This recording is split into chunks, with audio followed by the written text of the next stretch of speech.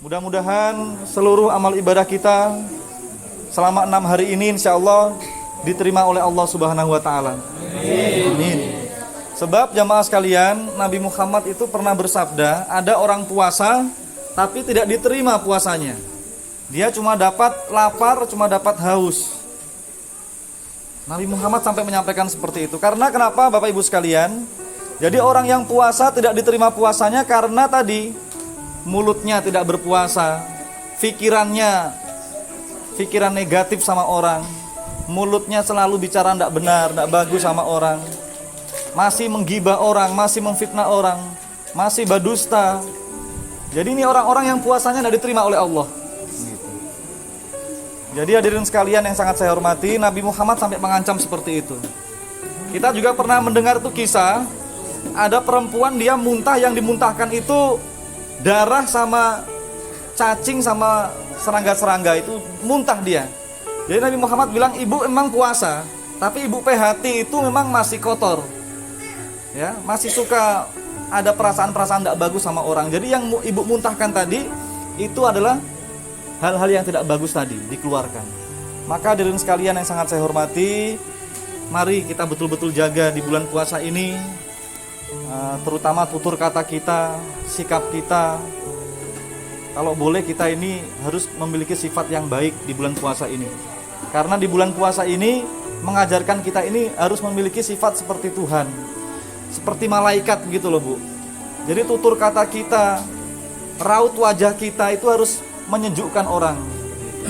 Tutur kata kita itu harus mencerminkan kita ini orang yang beriman, itu harus harum, harus enak didengar.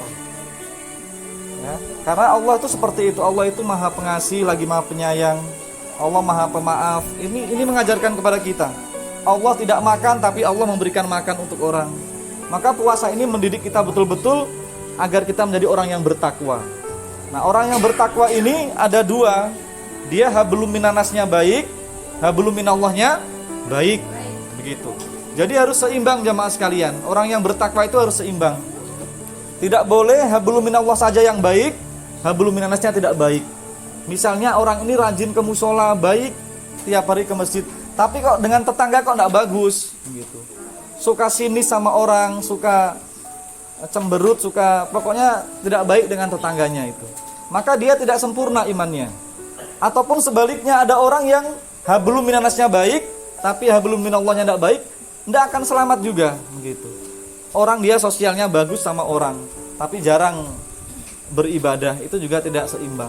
Maka orang yang bertakwa itu orang yang tadi baik kepada Allah, baik kepada sesama manusia, tanpa melihat siapapun itu. Mari kita betul-betul menjadi orang yang beriman, orang yang bertakwa. Sebab orang yang beriman dan bertakwa itu orang yang akhlaknya baik. Orang kalau akhlaknya baik tuh hidupnya tidak pernah stres, Bu. Tidak akan pernah stres.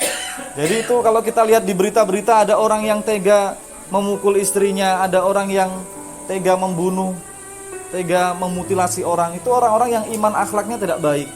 Tapi kalau orang yang imannya baik betul-betul, dia selalu senang hidupnya, selalu menerima apapun yang Allah berikan.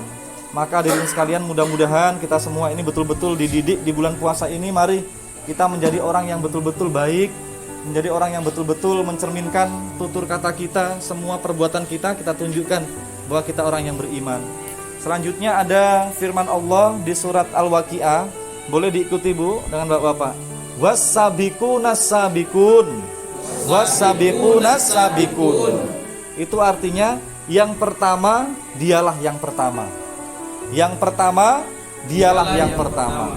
Jadi siapa yang pertama kali menegur orang, maka dia akan nanti di hari akhirat dia akan ditegur oleh Allah duluan.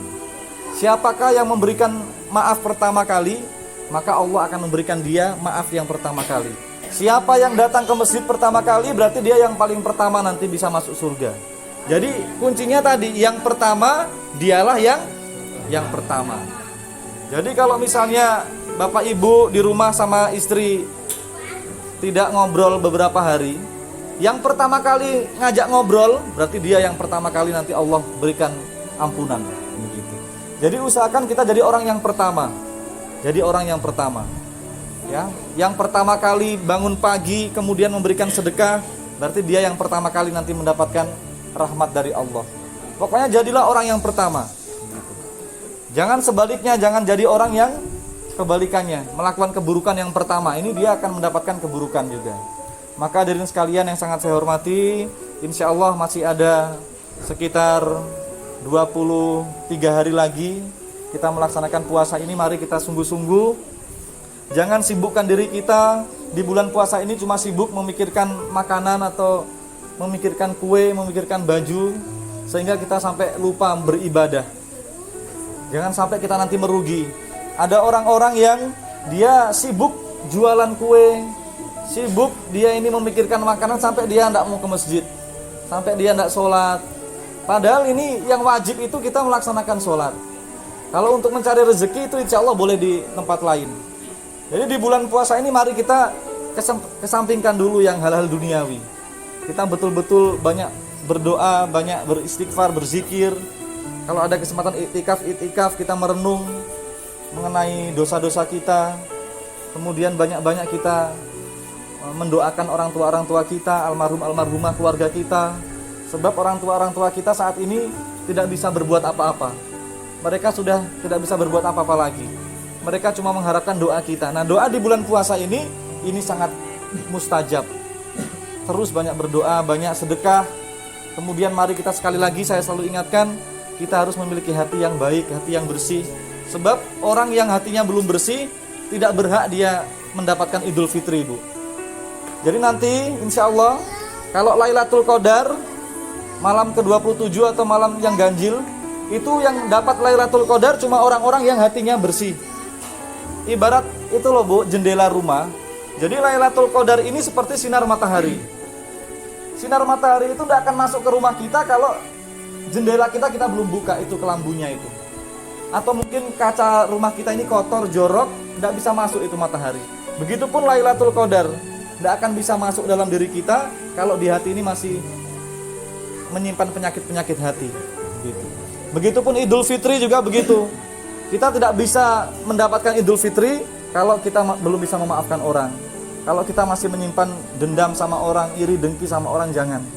Seperti itu. Maka hadirin sekalian, mari selalu kita optimis dalam hidup. Dan yang paling terakhir, Allah berfirman dalam Al-Quran, La tahzan, innallaha ma'ana. Boleh ikuti, Bu? La tahzan, innallaha ma'ana. Itu asbabul nuzulnya. Jadi Abu Bakar dan Nabi Muhammad sembunyi dalam gua. Abu Bakar melihat itu tentara-tentara mau membunuh Nabi, lihat di dalam gua, di luar gua itu. Ketakutan Abu Bakar. Turunlah firman Allah, Nabi Muhammad menyampaikan, wahai Abu Bakar, la tahzan.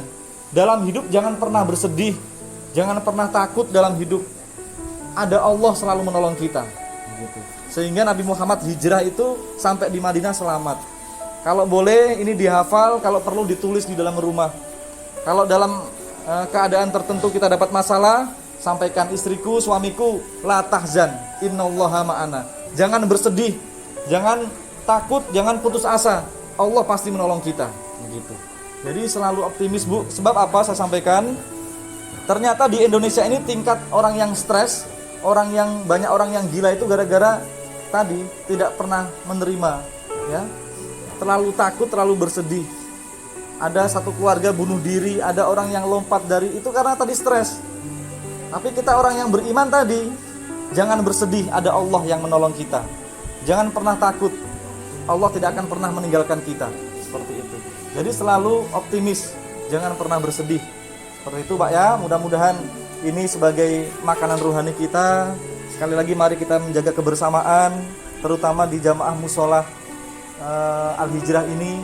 Kita umat muslim cuma sedikit, tapi usahakan kita menjaga kebersamaan, kekeluargaan, sebab kita semua adalah keluarga.